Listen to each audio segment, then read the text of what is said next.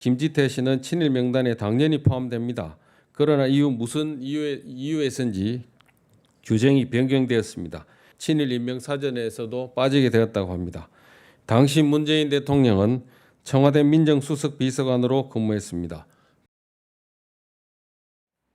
네, 문재인 대통령이 과거에 친일 인사를 변호해서 재산을 보호해주고 친일 명단에서도 빼줬다는 자유한국당 곽상도 의원의 주장을 팩트체크하겠습니다. 이가혁 기자, 네. 이게 2012년 대선 때부터 나왔던 주장인 거죠? 네, 그때도 똑같은 주장이 나왔는데 이번에 또 나왔습니다. 네. 김지태 씨는 일제강점기 동양척식 주식회사 직원을 지냈고 이후에 사업가로 성공합니다. 문 대통령이 과거 변호사 시절 김지태 씨 유족의 세금 관련 소송에 변호를 맡은 적이 있습니다. 이런 인연이 있으니까 노무현 정부 당시 일제강점하 친일 반민족 행위 진상규명에 관한 특별법 이걸 만들 때 친일파 범위를 유리하게 해서 이 김지태 씨를 제외시켜준 것 아니냐, 이게 각 의원의 주장입니다. 네, 그러면 김 씨를 일부러 빼줬다는 게 사실입니까? 사실이 아닙니다.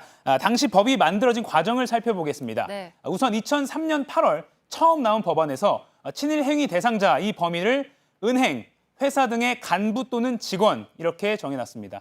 이대로라면 동양척식의 직원이었던 김지태 씨도 포함될 가능성이 있습니다. 네. 그런데 이 초안은 2004년 2월 법사위에서 반려, 그러니까 다시 논의하라고 되돌려졌습니다. 네, 그러니까 그거를 문재인 당시 수석이나 열린우리당이 주도를 했다는 거죠? 각 의원 주장대로라면 네. 문재인 당시 수석이나 수석의 측근 이런 사람들이 분위기를 주도했어야 합니다. 하지만 그런 걸 찾아보기는 어렵습니다. 네. 우선 당시 법안 소위 구성을 보면 7명 중 4명이 한나라당입니다.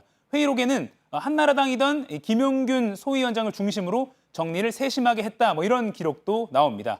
이 김용균 소위원장도 언론에 너무 광범위해서 대한민국 국민 중 친일 행위로 걸리지 않을 사람이 없을 정도로 법 체계에 문제가 있어 반려키로 결정했다 이렇게 밝혔습니다. 또 반려 후에 수정 이유를 봐도 친일 반민족 행위의 정의를 보다 구체적이고 한정적으로 규정하기 위해 이렇게 돼 있습니다. 네, 그러니까 보면 구체적이고 한정적으로 하기 위해서라고 했다고 했으니까 간부와 직원에서 간부만으로 범위가 좁혀졌다는 건가요? 네, 일제강점기 우리나라 착취를 담당했던 이 동양척식 주식회사와 또 식산은행 등 이 간부 이렇게 좁혀졌습니다. 이후에 법사위에서 범위가 한 번 더 좁혀졌습니다. 간부가 중앙간부로 좁혀졌고 네. 이 법이 통과됐습니다. 이렇게 친일 행적자를 어디까지 볼 것인가, 이 범위를 놓고 좁히고 넓히는 문제는 여야 의원들이 팽팽하게 대립하던 문제였습니다. 당시 민정수석 한 명이 힘을 쓰기에는 국회 차원의 논의가 워낙 팽팽했고 또 국민과 언론의 관심도 컸습니다. 네. 오히려 당시에는 이렇게 한나라당이 친일파 범위를 축소하고 있다 이런 비난이 거셌습니다. 네,